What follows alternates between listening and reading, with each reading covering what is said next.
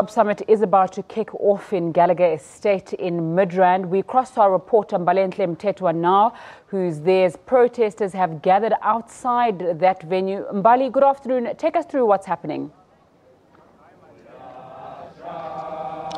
Good afternoon, Zinga. Yes, unemployed South Africans have gathered outside Gallagher Estate.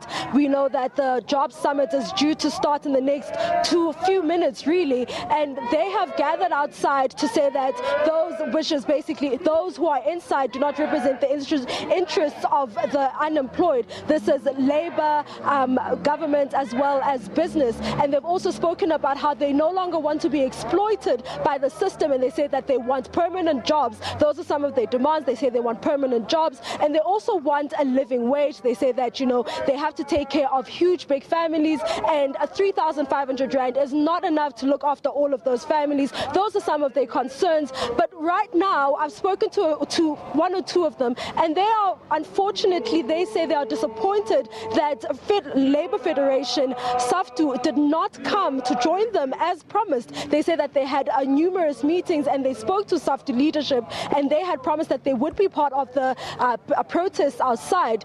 Here to speak to me on that is Mbali Mthethwa, who's going to tell us about how they feel about the SAFTU not being here. Hi, good afternoon. Come closer, please. Thank you. Thank you so much for speaking to us. Please tell us how you feel about SAFTU not being part of this picket.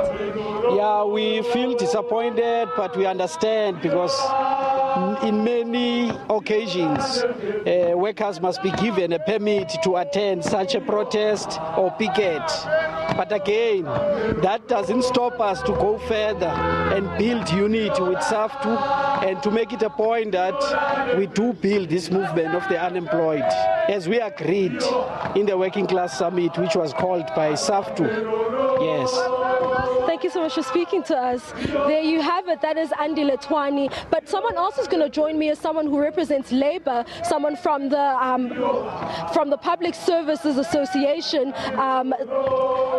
Mayepa is going to speak to us about what he expects to come out of this Jobs Summit. Thank you so much for speaking to us. Thank you very much. Okay, thank you. So what do you expect to come out of this? Well, we really want tangible results. We want to bring back confidence. Already this summit is marked by a lot of skepticism in terms of whether the summit will deliver on what it's supposed to deliver. And we've been waiting for this for quite some time.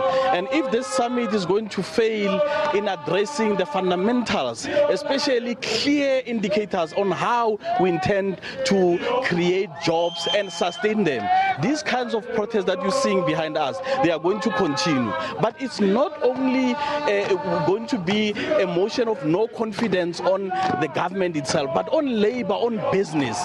It is about time that we need to bring about that confidence. And I'm hopeful that whatever that is going to happen in here is not going to just be another talk shop that is not going to bring us anybody, because it will really be disappointing. Thank you so much for speaking to us. There you have it. That is Mayepa from the PSA. There we have it. People are gathering behind me. Protests are continuing as it has been happening since early this morning. For now, it's back to you in studio. Mbali Mthethwa coming to us live outside that Jobs Summit, where President Cyril Ramaphosa is expected to shortly launch the summit. It's going to try